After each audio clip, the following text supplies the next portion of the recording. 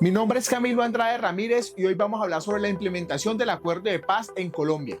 Un análisis de la realidad de los 8 años de la firma. Algo importante que tenemos que entender es qué nivel de éxito tuvo la implementación de paz en Colombia. Durante más de 5 décadas, el conflicto armado dejó un profundo impacto en la sociedad colombiana con millones de víctimas y graves consecuencias. Esto se caracterizó por la participación de diversos actores armados, incluidos las Fuerzas Armadas Revolucionarias de Colombia, como fueron las FARC, que buscaban derrocar al gobierno y establecer un régimen socialista. Las negociaciones de paz entre el gobierno nacional y las FARC se llevaron a cabo principalmente en La Habana, Cuba, durante varios años. A lo largo de este proceso, ambas partes se enfrentaron desafíos significativos. Sin embargo, se lograron avances importantes como el acuerdo sobre el cese del fuego y la dejación de las armas por parte de las FARC. Este acuerdo final para la terminación del conflicto armado y la construcción de una paz estable y duradera se basó en varios puntos fundamentales, incluidos el cese del fuego bilateral, la reincorporación de los excombatientes a la vida civil y la reforma rural integral, que buscaba transformar estructuralmente el campo para mejorar el bienestar y la igualdad y la productividad rural. Con este objetivo se reduciría la pobreza y las brechas sociales, especialmente para la población campesina y las étnicas. Y la justicia transicional también, no podemos olvidarnos de esto. Se centraba en sus derechos y dignidad como ciudadanos y como seres humanos. Buscaba la rendición de cuentas, eso es algo muy importante. El reconocimiento y la reparación de los daños sufridos al poner a las víctimas y a su dignidad en primer lugar. La justicia transicional señala el cambio a seguir para un contrato social renovado, en el cual incluye a todos los ciudadanos y se protegen los derechos de todos nosotros. Finalmente, la firma del Tratado de Paz entre el gobierno colombiano y las FARC tuvo en el 2012 la fase de diálogos. 26 de septiembre del 2016 firma oficial el acuerdo, el cual el 2 de octubre el plebiscito pierde con el no y se firma un nuevo el 24 de noviembre en Bogotá. Ahora continuamos con una breve introducción, ¿sí?, a una línea del tiempo del conflicto armado en Colombia. Vamos a analizar cuáles fueron las causas y las consecuencias que esto generó. Primero tenemos los orígenes entre las décadas de los 40 y los 70.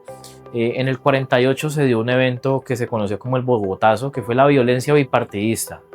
Este hecho ocurrió el 9 de abril del 48, cuando ocurrió el asesinato del líder liberal Jorge Eliezer Gaitán.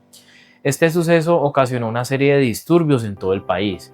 Hubo enfrentamientos entre simpatizantes del Partido Conservador y el Partido Liberal, conocido como la violencia, caracterizado de extrema violencia, que incluyó desde asesinatos, agresiones, persecuciones, destrucción a la propiedad privada y terrorismo por el alineamiento político.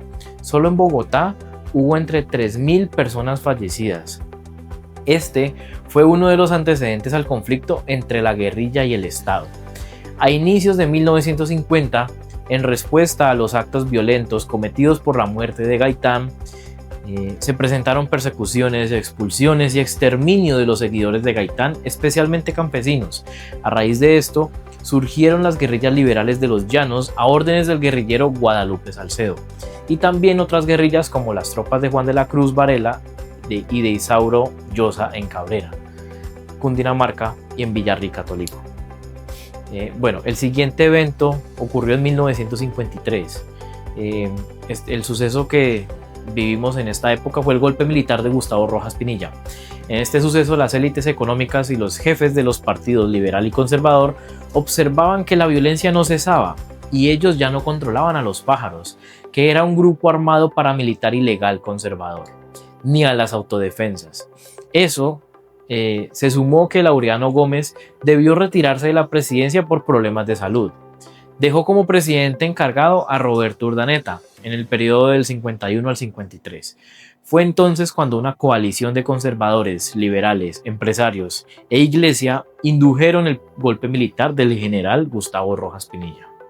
En ese momento la guerra no era solo bipartidista, pues el Partido Comunista mantenía las autodefensas armadas. La segunda ola de la violencia, que corresponde a la dictadura del general Rojas Pinilla, entre el 53 y el 57, se concentró en las regiones del movimiento agrario comunista y las zonas cafeteras. Rojas pertenecía a la tradición conservadora y llegó a la presidencia por las desavenencias que había en el interior del Partido Conservador. El exitoso golpe de Estado que protagonizó contó con la aprobación de los liberales, quienes creían que el gobierno militar podía traer la reapertura de la democracia que se había cerrado en 1949 y su participación en la política. A diferencia de otras dictaduras militares latinoamericanas de la época, la de Rojas no era un proyecto político autónomo, sino un mecanismo temporal para resolver las disputas entre liberales y conservadores. Sin embargo, con el paso de los meses, Rojas demostró que quería alejarse del bipartidismo tradicional e implementó acciones dictatoriales para gobernar, y fue obligado a renunciar el 10 de mayo del 57, dando paso así a un gobierno de transición y luego al Frente Nacional. Posteriormente, entre el 52 y el 74, nace el Frente Nacional.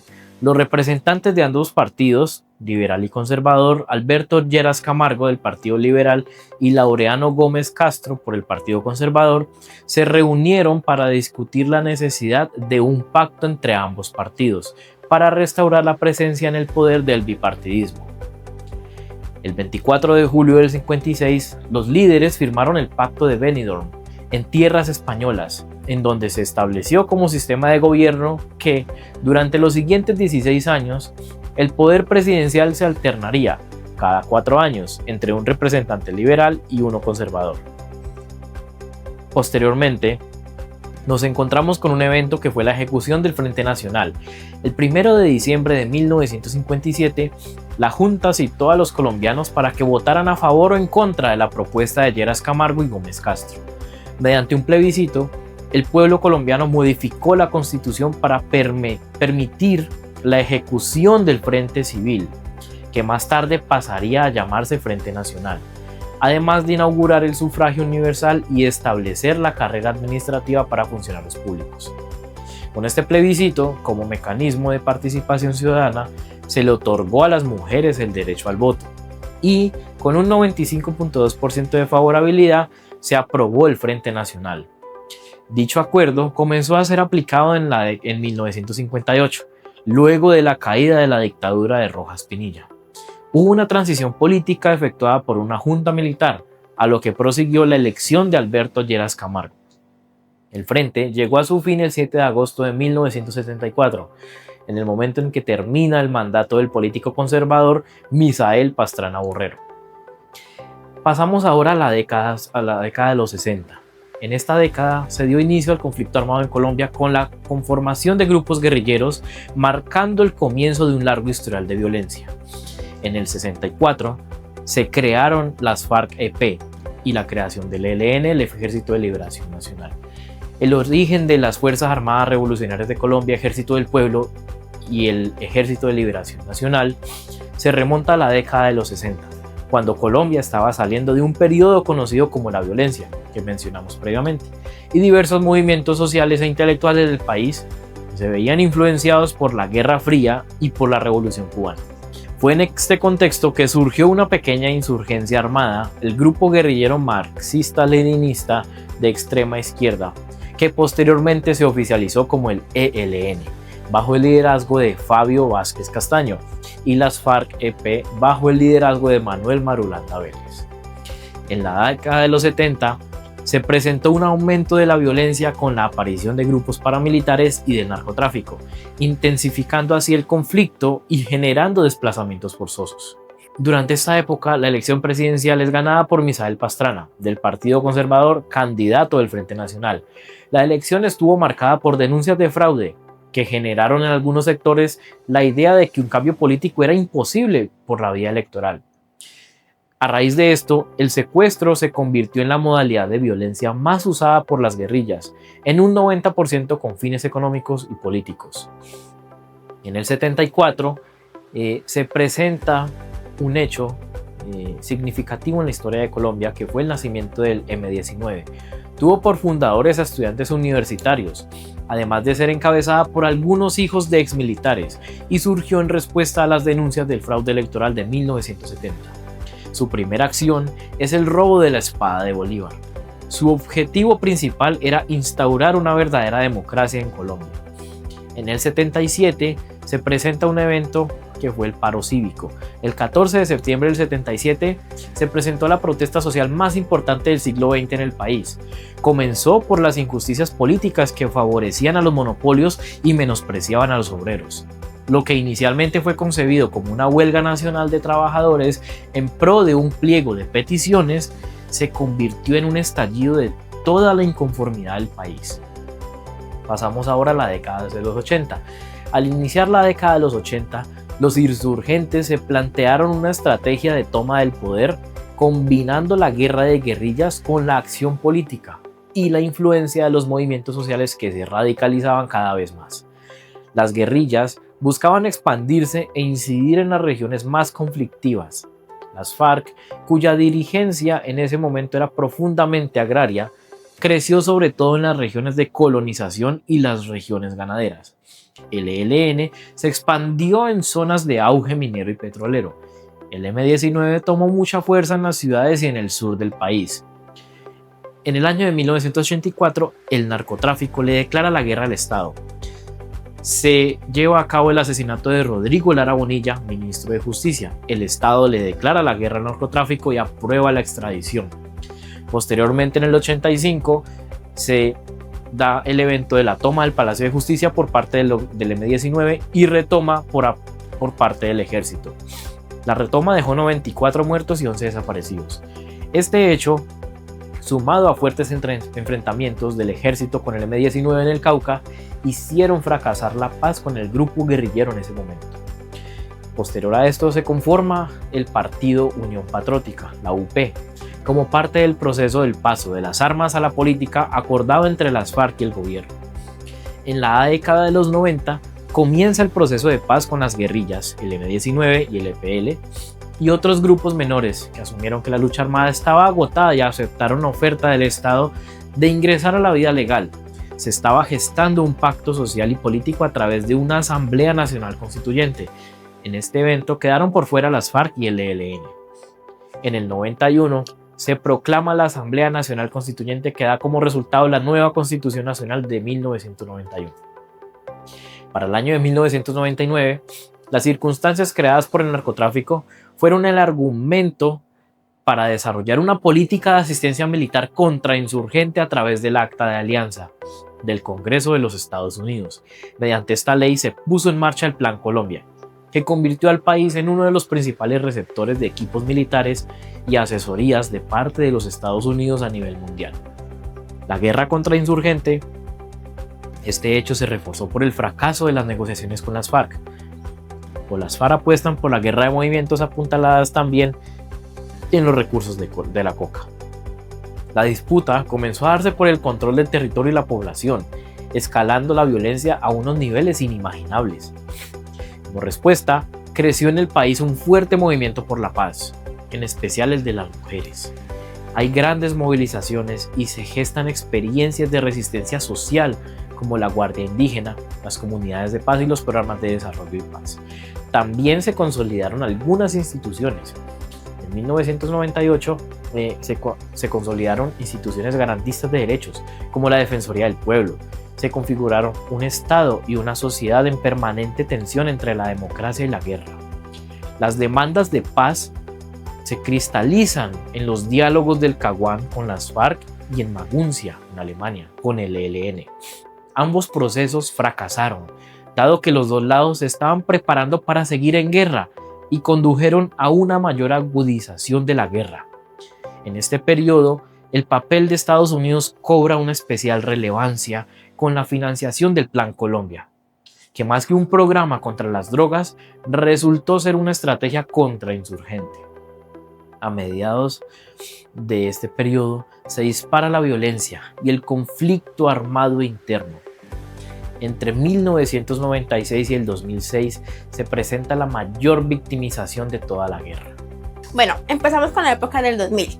En el 2002 es elegido Álvaro Uribe a la presidencia con la bandera de la seguridad democrática y la derrota militar de las FARC.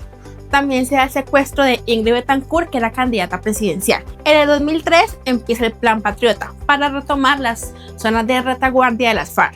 En el 2005 se aprueba la Ley 955 de la Justicia y la Paz, que permite la desmovilización paramilitar, y también se establece una jurisdicción especial y una Comisión Nacional de Reparación y Reconciliación, por primera vez bajo los principios de justicia transicional. También se da el desarme parcial y accidentado de la AUC. En el 2006, Álvaro Uribe Vélez es reelegido y también surge y se consolidan las llamadas bandas criminales, que son sus sucesoras de las paramilitares. Y empezamos con el 2008, que se desvelan una serie de ejecuciones extrajudiciales cometidas por los miembros del ejército a lo largo de los últimos años, que son los falsos positivos. En el 2009 son extraditados a Estados Unidos los principales jefes de paramilitares que estaban en prisión. En el 2010, Juan Manuel Santos gana la presidencia combinando los golpes aéreos de las FARC con las conversaciones de paz. En el 2012 están los acuerdos de La Habana, y el 4 de septiembre de 2012 el gobierno de Santos y las FARC empezaron los diálogos y las negociaciones para el acuerdo de la paz en La Habana y en Oslo. Su objetivo es terminar con los conflictos armados entre ellos. Estos acuerdos consistieron en 6 puntos. El primero, la política de desarrollo agrario integral. El segundo, la participación política. El tercero, la solución al problema de drogas ilícitas. El cuarto, víctimas del conflicto. El quinto, que es el fin del conflicto. Y el sexto son los mecanismos de refrendación de los acuerdos.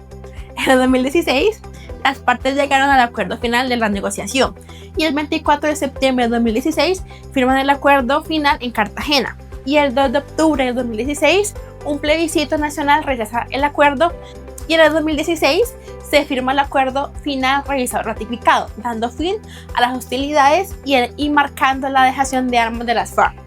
Marzo de 2017 está la creación de la JEP, Jurisdicción Especial para la Paz, como parte de una justicia transicional.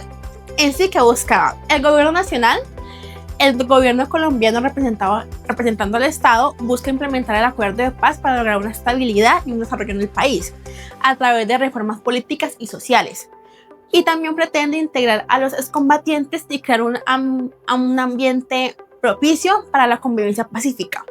Las FARC, las Fuerzas Armadas Revolucionarias de Colombia, como grupo insurgente, buscaban reconocimiento de su sistema político y social, y su objetivo es transformar su actividad para participar en la política legal, abogando por los derechos de sus antiguos miembros y las comunidades afectadas en el conflicto. En cifras, vamos a ver qué nivel de éxito tuvo la implementación del acuerdo de paz. La implementación del acuerdo de paz ha tenido un nivel de éxito mixto. Uno de sus logros clave ha sido el fin del conflicto armado. Ese es el logro más tangible y fundamental del acuerdo, que las FARC-EP dejara de existir como un grupo armado y sus armas fueran entregadas a la ONU. La reincorporación de excombatientes, aproximadamente más de 13.000 personas se han incorporado o reincorporado mejor, aproximadamente un 80% participan en proyectos productivos, sistemas integrales de verdad, justicia, reparación, no repetición.